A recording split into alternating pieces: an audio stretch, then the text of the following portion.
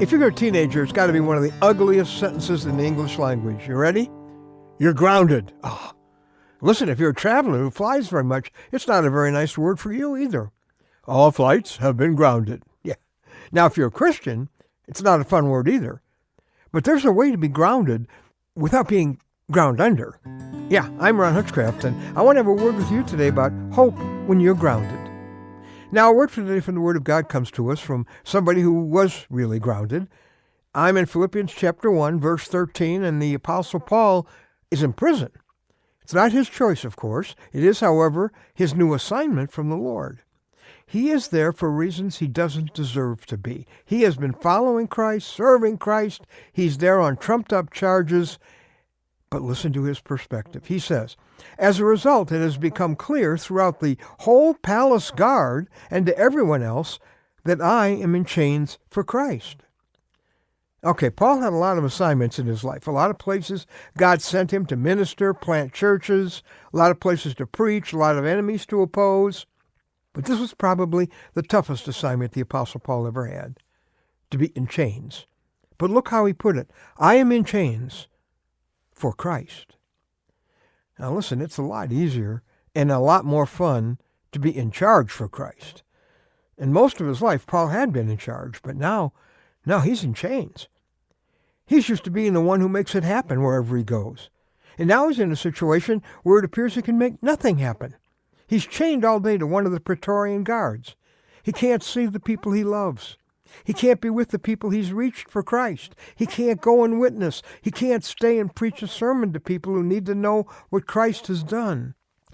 Well, maybe you know something about being in chains yourself. You've been, well, maybe we could say, grounded by the Lord.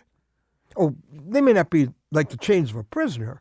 They could be the chains that have been imposed by an illness, or the limitations imposed by finances, or having to wait, or by some kind of circumstances that are beyond your control. Can I share with you how Paul was in chains for Christ? Because I think you can be that way too, in your chains for Christ.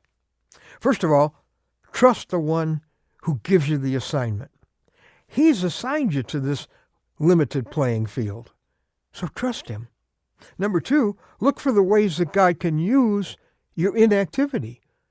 Paul found that the gospel actually was advancing right into Caesar's throne room because of the guards that he was chained to and shared Christ with. Now, when my wife was grounded with hepatitis for 9 months in bed, she said it cleansed her schedule and gave her a chance to get closer to the Lord, to be a witness from her bed to the grace of God when an active woman is down. She looked for the ways God could use her inactivity. And number three, remember, your mission is the same wherever you are. Oh, your surroundings change.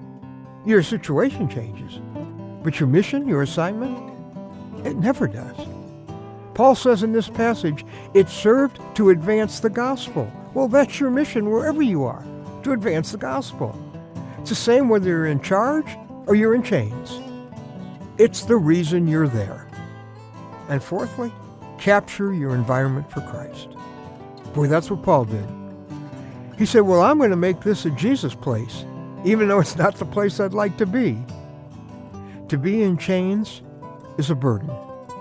But to be in chains for Christ, well, it gives your chains meaning.